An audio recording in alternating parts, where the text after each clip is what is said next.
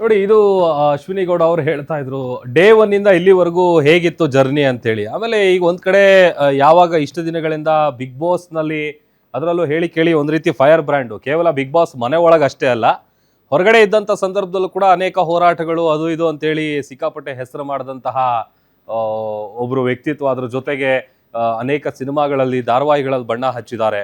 ಆಮೇಲೆ ಬಿಗ್ ಬಾಸ್ನಲ್ಲಿ ಎಲ್ಲೋ ಒಂದ್ ಕಡೆ ಅಶ್ವಿನಿ ಗೌಡ ಅವರು ಫಿನಾಲೆವರೆಗೂ ಬರ್ತಾರೆ, ಆಮೇಲೆ ಸೆಕೆಂಡ್ ರನ್ನರ್ ಅಪ್ ಆಗ್ತಾರೆ ಅನ್ನುವಂಥ ಒಂದಷ್ಟು ಟಾಕ್ಗಳು ಕೂಡ ಇತ್ತು. ಬಟ್ ಆದರೆ ಅದನ್ನೆಲ್ಲ ಹೊರತುಪಡಿಸಿ ಮೂರನೇ ಪ್ಲೇಸಿಗೆ ಅವರು ಸೆಲೆಕ್ಟ್ ಆಗಿದ್ರು, ಅಂದರೆ ರನ್ನರ್ ಅಪ್ ಆಗಿದ್ರು, ಸೆಕೆಂಡ್ ರನ್ನರ್ ಅಪ್ ಆಗಿದ್ದಾರೆ. ಆಮೇಲೆ ಒಂದು ರೀತಿ ಫಿನಾಲೆವರೆಗೂ ಬಂದಿರೋದು ಕೂಡ ಅವ್ರಿಗೆ ಭಾಳ ಖುಷಿ ಇದೆ. ಪ್ರತಿದಿನ ಆ ಪ್ರೋಮೋಗಳಿದೆಯಲ್ಲ, ಆ ಪ್ರೋಮೋಗಳು ಯಾಕೆ ಸಿಕ್ಕಾಪಟ್ಟೆ ಕ್ಯೂರಿಯಾಸಿಟಿ ಹುಟ್ಟಾಗ್ತಾ ಇತ್ತು ನೋಡಬೇಕು ಅಂತ ಅಂದರೆ, ಪ್ರತಿಯೊಂದು ಟಾಸ್ಕ್ಗಳಲ್ಲಾಗಿರ್ಬೋದು, ಆಮೇಲೆ ಅವ್ರದ್ದು ಗಿಲ್ಲಿ ನಟನ ಜೊತೆಗೆ ಇದ್ದಂತಹ ಜುಗಲ್ಬಂದಿ ಜಗಳಗಳಾಗಿರ್ಬೋದು, ಇದೆಲ್ಲವೂ ಕೂಡ ಒಂದು ರೀತಿ ನೋಡೋದಕ್ಕೆ ಭಾಳ ಎಂಟರ್ಟೈನಿಂಗ್ ಆಗಿರ್ತಿತ್ತು. ಅಟ್ ದ ಸೇಮ್ ಟೈಮ್ ಪ್ರತಿಯೊಂದು ವಿಚಾರಕ್ಕೂ ಜಗಳಗಳ ಆಗ್ತಾ ಇತ್ತು. ಫಿನಾಲೆವರೆಗೂ ಬಂದಿದ್ದು ಒಂದು ರೀತಿ ಭಾಳ ಖುಷಿ ಇದೆ. ಬಿಗ್ ಬಾಸ್ನಿಂದ ಕನ್ನಡಿಗರ ಅವರ ಮನಸ್ಸನ್ನು ಗೆದ್ದಿದ್ದೀನಿ. ಬಿಗ್ ಬಾಸ್ನಲ್ಲಿ ಹೊಸ ಒಂದು ಎಕ್ಸ್ಪೀರಿಯನ್ಸ್ ಆಗಿದೆ. ಲೈಫ್ನಲ್ಲಿ ಆಗೋದೆಲ್ಲ ಅನಿರೀಕ್ಷಿತ, ಯಾವುದು ಕೂಡ ಹಿಂಗೆ ಆಗುತ್ತೆ ಹಿಂಗೆ ಹೋಗುತ್ತೆ ಅಂತೇಳಿ ಯಾರು ಕೂಡ ಮೊದಲೇ ಎಕ್ಸ್ಪೆಕ್ಟ್ ಮಾಡೋಕ್ಕಾಗಲ್ಲ. ಅದೆಲ್ಲ ಕೂಡ ಅನ್ಎಕ್ಸ್ಪೆಕ್ಟೆಡ್ ಆಗಿ ನಡೆಯುತ್ತೆ. ಮನೆಯಲ್ಲಿ ಒಂದು ರೀತಿ ಒಳ್ಳೆಯ ಮಾತು ನನಗೆ ಖುಷಿ ತಂದಿದೆ. ನನ್ನ ಹೋರಾಟದ ಬದುಕೇನಿದೆ ನನ್ನನ್ನು ಧ್ವನಿ ಎತ್ತುವಂತೆ ಮಾಡ್ತಾ ಇತ್ತು. ಯಾಕಂತಂದರೆ ಅವರು ನಡೆದು ಬಂದಿರೋ ಹಾದಿನೇ ಹಾಗಿತ್ತು. ಹೋರಾಟಗಳು, ಆ ಥರದ ಸಂಘಟನೆಗಳು, ಈ ಥರದ್ರಲ್ಲೆಲ್ಲ ಗುರುತಿಸ್ಕೊಂಡಿದ್ರಲ್ಲ. ಹಾಗಾಗಿ ಪ್ರತಿಯೊಂದು ವಿಚಾರಕ್ಕೂ ಸ್ಟ್ಯಾಂಡ್ ತಗೊಳ್ತೀನಿ ಅಂತೇಳಿ ಮನೆಯಲ್ಲೂ ಕೂಡ ಅದೇ ರೀತಿಯಾದಂಥ ವ್ಯಕ್ತಿತ್ವ ಇತ್ತು. ನಾನು ಎಲ್ಲರನ್ನ ನಮ್ಮವರಂತೆ ಭಾವಿಸಿದ್ದೀನಿ. ಕಪ್ ಸಿಗದಿದ್ದಕ್ಕೆ ನನಗೆ ತುಂಬ ಬೇಸರ ಇದೆ ಅಂತೇಳಿ ಆ ವಿಚಾರ ಕೂಡ ಹೇಳ್ಕೊಂಡಿದ್ದಾರೆ. ಮೊದಲ ದಿನದಿಂದ ಕೊನೆ ಕ್ಷಣದವರೆಗೂ ನನ್ನದು ಅಲ್ಲಿ ಒಂದು ರೀತಿ ಹೋರಾಟನೇ. ಇಡೀ ಮನೆ ಏನಿದೆ ಆ ಮನೆಯೇ ನನ್ನನ್ನು ಟಾರ್ಗೆಟ್ ಮಾಡಿತ್ತು. ಅವಮಾನಗಳೇ ನನ್ನ ಹಠವನ್ನು ಹೆಚ್ಚು ಮಾಡ್ತು. ನಾನು ಛಲದಿಂದಲೇ ಬಿಗ್ ಬಾಸ್ ಮನೆಯಲ್ಲಿದ್ದೆ. ಎಲ್ಲೂ ಕೂಡ ನನ್ನ ಮುಖವಾಡ ನಾನು ಹಾಕಿರಲಿಲ್ಲ, ಅಂದರೆ ಫೇಕ್ ಆಗಿ ನಾನು ಇರಲಿಲ್ಲ. ನನ್ನ ವ್ಯಕ್ತಿತ್ವ ಏನಿದೆ ಆ ವ್ಯಕ್ತಿತ್ವನೇ ಬಿಗ್ ಬಾಸ್ ಮನೆಯಲ್ಲಿದ್ದು. ಹೇಳಿ ಕೇಳಿ ಹೊರಗಡೆ ಹೇಗಿರ್ತಾರೆ, ಬಿಗ್ ಬಾಸ್ ಮನೆ ಒಳಗೆ ಹೋದ ಮೇಲೆ ಅವರ ಅಸಲಿ ಬಣ್ಣ ಅಥವಾ ಮುಖವಾಡ ಕಳಚಿ ಬೀಳುತ್ತೆ ಅಂತ ಏನು 11 ಸೀಸನ್ ನಾವು ನೋಡಿದ್ದೀವಿ. 12ನೇ ಸೀಸನಲ್ಲಿ ಒಂದು ರೀತಿಯಾದಂಥ ಒಂದು ಇತಿಹಾಸ, ಅದು ಗಿಲ್ಲಿ ಅವರು ಕ್ರಿಯೇಟ್ ಮಾಡಿರುವಂತಹ ಕ್ರೇಜು, ಹವಾ ಎಷ್ಟರ ಮಟ್ಟಿಗೆ ಇದೆ ಅನ್ನುವಂಥದ್ದು. ಯಾಕಂತಂದರೆ ಆರಂಭದಿಂದಲೂ ಸೀಸನ್ 1 ಸೀಸನ್ 12ವರೆಗೂ ನಾವು ನೋಡಿದ್ವಿ ಪ್ರತಿ ಸೀಸನ್ನೂ. ಬಟ್ ಈ ಸೀಸನ್ ಒಂದು ಸ್ವಲ್ಪ ಸ್ಪೆಷಲ್ಲು, ವಿಭಿನ್ನ. ಆಮೇಲೆ ಹೇಳಿ ಕೇಳಿ ಡೇ 1 ಕೂಡ ಒಂದು ಕ್ಯಾಲ್ಕುಲೇಷನ್ ಇರುತ್ತೆ. ಯಾರು ಬಿಗ್ ಬಾಸ್ನ ಇಷ್ಟಪಟ್ಟು ಪ್ರತಿದಿನ ನೋಡ್ತಾರೆ ಅಂಥವರು ಡೇ 1 ಅವ್ರು ಆಡುವಂಥ ಆಟ, ಅವರು ಟಾಸ್ಕ್ಗಳಲ್ಲಿ ಅವರು ಭಾಗವಹಿಸುವಂಥ ಪರಿ, ಇದೆಲ್ಲ ಕೂಡ ತಲೆಯಲ್ಲಿ ಇಟ್ಕೊಂಡು ಡಿಸೈಡ್ ಮಾಡ್ತಾರೆ ಯಾರು ಟಾಪ್ 5ವರೆಗೂ ಬರ್ಬೋದು, ಅಂದರೆ ಫಿನಾಲೆವರೆಗೂ ಬರ್ಬೋದು ಅಂತ. ಅದರಲ್ಲಿ ಆಬ್ವಿಯಸ್ಲಿ ಒಂದು ಗಿಲ್ಲಿ ನಟ, ಆಮೇಲೆ ಕಾವ್ಯ, ಅದರ ಜೊತೆಗೆ ಅಶ್ವಿನಿ ಗೌಡ ಅವರು, ಹೀಗೆ ಪ್ರತಿಯೊಬ್ಬರು ಕೂಡ ಈ 4-5 ಜನ ಏನು ಎಲ್ಲರೂ ಕೂಡ ನಿರೀಕ್ಷೆ ಮಾಡಿದ್ರು ಆ ನಿರೀಕ್ಷೆಯ ಪ್ರಕಾರ. ಬಟ್ ಒಂದು ಮಿಸ್ ಆಗಿದ್ದೇನು ಅಂತಂದರೆ 2ನೇ ಸ್ಥಾನದಲ್ಲಿ, ಅಂದರೆ ಫಸ್ಟ್ ರನ್ನರ್ ಅಪ್ ಆಗ್ತಾರೆ ಅನ್ನುವಂಥ ಟಾಕ್ ಇತ್ತು. ಬಟ್ ಆದರೆ ಅವರು ಸೆಕೆಂಡ್ ರನ್ನರ್ ಅಪ್ ಆಗಿದ್ದಾರೆ. ಬಟ್ ಅವ್ರಿಗೆ ಖುಷಿ ಇದೆ ಇಲ್ಲಿವರೆಗೂ ಬಂದಿದ್ದ ಜರ್ನಿ. ಯಾಕಂತಂದರೆ ಹೊರಗಡೆ ಅವರಿಗಿದ್ದಂಥ ವ್ಯಕ್ತಿತ್ವ, ಆಮೇಲೆ ಸಣ್ಣ ವಿಚಾರಕ್ಕೂ ಜಗಳ ಆಡ್ತಾ ಇದ್ರು, ಅಥವಾ ಕೋಪ ಮಾಡ್ಕೊಳ್ತಾ ಇದ್ರು, ಗಲಾಟೆ ಮಾಡ್ತಾ ಇದ್ರು.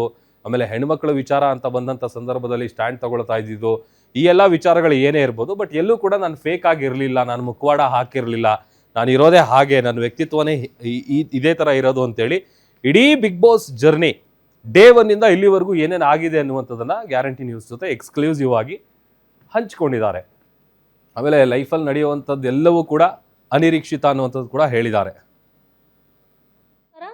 Big Boss Ashwini Gowda Bigg Boss journey ವಿಶೇಷ ಕಾರ್ಯಕ್ರಮಕ್ಕೆ ಸ್ವಾಗತ. ನಾನು ಭವ್ಯ ಶ್ರೀವತ್ಸ. ಹೋರಾಟಗಾರ್ತಿ, ಛಲಗಾರ್ತಿ, ರಾಜಮಾತೆ, ಅಬ್ಬಬ್ಬ, ಒಂದಲ್ಲ ಎರಡಲ್ಲ, ಅವರೇ ಹೇಳ್ಕೊಂಡಂಗೆ ಛಲಗಾರ್ತಿ ಅಶ್ವಿನಿ. ಬಿಗ್ ಬಾಸ್ ಒಳಗಡೆ ಹೋದಂತಹ ಹೋರಾಟಗಾರ್ತಿ, ಛಲಗಾರ್ತಿಯಾಗಿ ಆಚೆ ಬಂದಂತಹ ಅಶ್ವಿನಿ ಅವರು ಈಗ ನಮ್ಮ ಜೊತೆ ಇದ್ದಾರೆ. ಬನ್ನಿ ಅವ್ರನ್ನ ಕಾರ್ಯಕ್ರಮಕ್ಕೆ ವೆಲ್ಕಮ್ ಮಾಡೋಣ. Hello madam. ಹಾಯ್ ಮೇಡಮ್, ನಮಸ್ಕಾರ.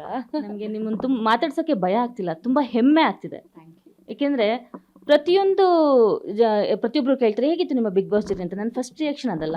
ಅಶ್ವಿನಿ ಬಿಗ್ ಬಾಸ್ ಮನೆಗೆ ಕಾಲಿಟ್ಟಾಗ್ಲಿಂದನೂ ಮುಳ್ಳುಗಳೇ, ಬರೀ ಟೀಕೆಗಳೇ. ಅವ್ರು ಕುಂತ್ರು ತಪ್ಪು, ನಿಂತರೂ ತಪ್ಪು, ಮಾತಾಡಿದ್ರು ತಪ್ಪು, ನಕ್ಕಿದ್ರು ತಪ್ಪು, ಜೋರಾಗಿ ಮಾತಾಡಿದ್ರು ತಪ್ಪು, ಸಾಫ್ಟಾಗಿ ಮಾತಾಡಿದ್ರು ತಪ್ಪು, ನಾಟಕ ಅಂತ.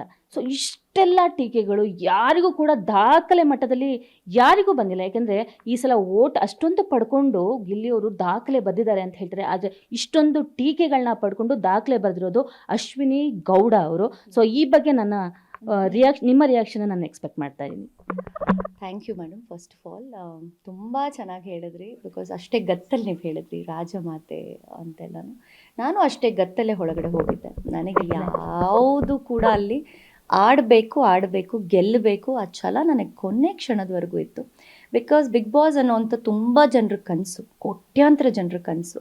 ಬಟ್ ಅಂಥದ್ರಲ್ಲಿ ನಾವೆಲ್ಲ ಆಯ್ಕೆಯಾಗಿ ಒಂದು 24 ಜನ ಅಲ್ಲಿಗೆ ಹೋಗ್ತೀವಿ ಅಂದರೆ ನಮ್ಮಷ್ಟು ಪುಣ್ಯವಂತರು ಬೇರೆ ಯಾರೂ ಇಲ್ಲ. ಹೊರಗಡೆಯಿಂದ ನೋಡೋವಂಥವ್ರಿಗೆ, ಎಂಟರ್ಟೈನ್ಮೆಂಟ್ ಆಗಿ ನೋಡೋವಂಥವ್ರಿಗೆ ಅದು ಕೇವಲ ಒಂದು ಬಿಗ್ ಬಾಸ್ ಮನೆ, ಒಂದು ಅರಮನೆ. ಬಟ್ ನಮ್ಮ ಒಂದು ಕಂಟೆಸ್ಟೆಂಟ್ಗಳಿಗೆ ಅದು ಬರೀ ಅರಮನೆ ಮಾತ್ರ ಆಗಿರಲಿಲ್ಲ, ಒಂದು ಯುದ್ಧ ಭೂಮಿನೇ ಆಗಿತ್ತು. ಬಟ್ ಆ ಯುದ್ಧಕ್ಕೆ ನಾವು ಹೋಗ್ತೀವಿ ಅಂದಾಗ ನಾವು ತುಂಬಾ ಪ್ರಿಪೇರ್ಡ್ ಆಗಿ ಹೋಗಬೇಕಾಗತ್ತೆ. ಬಟ್ ನಾನು ಬಿಗ್ ಬಾಸ್ನ ನೋಡದೇ ಇರೋ ಕಾರಣ ನನಗೆ ಹೇಗಿರಬೇಕು ಏನು ಅನ್ನೋದು ಯಾವುದೂ ಒಂದು ಐಡಿಯಾ ನನಗಿರಲಿಲ್ಲ.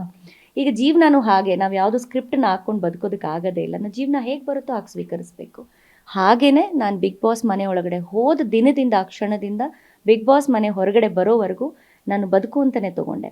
ನನಗೆ ಎಷ್ಟೆಷ್ಟು ಸವಾಲುಗಳು ಬಂತೋ ಪ್ರತಿಯೊಂದೂ ನನ್ನ ವ್ಯಕ್ತಿತ್ವ ಹೇಗಿದೆಯೋ ಅದು ನೈಜವಾಗೇ ನಾನು ತೋರಿಸಿದ್ದೀನಿ. ಅಲ್ಲಿ ಯಾವುದೇ ಥರದ ಮಾಸ್ಕ್ ಆಗಲಿ ಮೇಕಪ್ ಆಗಲಿ ಇರಲಿಲ್ಲ. ಅಶ್ವಿನಿ ಆ ಮನೇಲಿ ಅಶ್ವಿನಿಯಾಗೇ ಬದುಕಿದ್ದೀನಿ. ಬಹಳಷ್ಟು ಸಲ ಹೇಳಿದ್ರಿ ಬಿಗ್ ಬಾಸ್ ನನಗೆ ಕಲಿಸ್ತು ಅಂತ. ಆದರೆ ಬಹಳಷ್ಟು ಹೆಣ್ಮಕ್ಳಿಗೆ ನೀವು ಒಂದು ಛಲವಾಗಿ ಬದುಕೋದನ್ನು ಎಷ್ಟು ಕುಗ್ಸ್ತಾರೆ, ಪ್ರತಿಯೊಬ್ಬರು ಕುಗ್ಗಿಸ್ತಾರೆ, ಪ್ರತಿಯೊಂದು ಕ್ಷಣದಲ್ಲೂ ನಿಮ್ಮನ್ನು ಕುಗ್ಗಿಸ್ತಾರೆ. ಆದರೆ ಇಲ್ಲ, ನಾನು ಕುಗ್ಗಲ್ಲ, ಮೇಲೆ ಹೇಳ್ತೀನಿ ಅಂತ ಹೇಳ್ತೀರಾ. ಇಂತಹ ಒಂದು ಪಾಠವನ್ನು ನಮ್ಮ ಕರ್ನಾಟಕದ ಹೆಣ್ಮಕ್ಳಿಗೆ ಕಲಿಸ್ಕೊಟ್ಟಿದ್ದೀರಾ. ಆ ಹೋರಾಟದ ಬದುಕು ಮೇಡಮ್ ಹೇಗೆ ಬಂತು ನಿಮಗೆ? ಆ ಛಲ ಅಲ್ಲಿ ಹೋದ್ಮೇಲೆ ಬಂತ ಅಥವಾ ಏನು ಮೇಡಮ್? ನಮಗೆ ಗೊತ್ತೇ ಆಗಿಲ್ಲ. ಯಾಕೆಂದರೆ ಫಸ್ಟ್ ವೀಕಲ್ಲಿ ಅಶ್ವಿನಿಯವರು ಇಲ್ಲ ಟಫ್ ಇದ್ದಾರೆ ಅಂತ, ಬಟ್ ಸೆಕೆಂಡ್ ಥರ್ಡ್ ವೀಕಲ್ಲಿ ನೀವು ನೆಗೆಟಿವ್ ಆಗಿಬಿಟ್ರಿ, ವಿಲನ್ ಆಗಿಬಿಟ್ರಿ ಬಿಗ್ ಬಾಸ್ ಮನೆ ಒಳಗಡೆ. ಬಟ್ ಕೊನೆಗೆ ಏನಂತ ಅಶ್ವಿನಿ ಗೌಡ ಎಷ್ಟು ಟಫ್ ಮಹಿಳೆ, ಇಷ್ಟೊಂದು ತುಂಬ ಜನ ಪಾಠಗಳನ್ನ ಕಲ್ತರು. ನೀವು ಎಲ್ಲರೂ ಪಾಠಗಳನ್ನ ಬಿಗ್ ಬಾಸ್ ಕಲಿಸಿದ್ರೆ ನೀವು ಬಹಳಷ್ಟು ಜನರಿಗೆ ಅಲ್ಲಿ ಮಾದರಿ ಆದ್ರಿ, ಮಾಡೆಲ್ ಆದ್ರಿ. ಸೊ ಈ ಬಗ್ಗೆ ನಿಮ್ಮ ಒಂದು ರಿಯಾಕ್ಷನ್?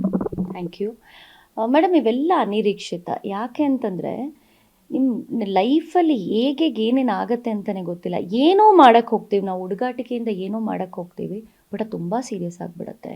ಅದು ಅಲ್ಲಿಂದ ನನಗೆ ಆ 3ನೇ ವಾರದಲ್ಲಿ ಆ ತಿರುವು ಪಡ್ಕೊಳ್ಳೋ ಅಂಥದ್ದು, ಮತ್ತೆ ನಾನು ಕಂಪ್ಲೀಟ್ಲಿ ಬಿದ್ದೇ ಬೀಳ್ತೀನಿ ಅನ್ನೋಕ್ಕಿಂತ ಜಾಸ್ತಿ ನನ್ನನ್ನು ಹಾಕಿ ತುಳಿತಾ ಇರ್ತಾರೆ. ಇಡೀ ಮನೆ ಒಂದು ವಿಷಯ ಸಾಕಾಗಿರುತ್ತೆ ಅಷ್ಟೂ ಜನಕ್ಕೆ. ಮತ್ತೆ ಇವಳ ಮೇಲೆ ಏಳಬಾರ್ದು ಅನ್ನೋ ಒಂದು ಹಠ ಇರುತ್ತೆ. ಬಟ್ ಆದರೂ ನಾನು ತುಂಬ ಅವ್ರಗಳ ಜೊತೆಯಲ್ಲಿ ಬೆರೆಯುವಂಥ ಪ್ರಯತ್ನ ಮಾಡ್ತೀನಿ. ನಾನು ಹೀಗಲ್ಲ, ಏನೋ ಆಗಿದೆ ಅಂತ ಹೇಳೋ ಪ್ರಯತ್ನ ಮಾಡ್ತೀನಿ. ಬಟ್ ಯಾರೂ ಅದನ್ನು ಒಪ್ಕೊಳ್ಳೋದಿಲ್ಲ. ತುಂಬ ದೊಡ್ಡ ಮಹಾ ಅಪರಾಧ ಮಾಡಿದ್ದೀನಿ ಅನ್ನೋ ಥರ ಬಿಂಬಿಸ್ತಾರೆ ಇಡೀ ಮನೇಲಿ. ಬಟ್